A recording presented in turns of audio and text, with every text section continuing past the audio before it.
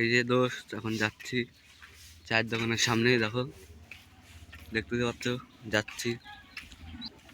Already চলে এসেছি চায়ের দোকানে, এই চা খেতে। এই চায়ের দোকান দেখো। গাড়ি তো বের করবোই, কাজ না করলে হবে।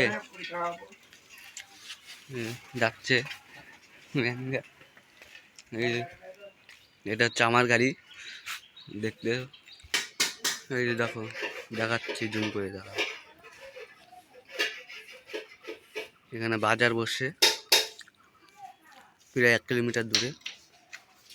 এই দেখতেছি ওখানে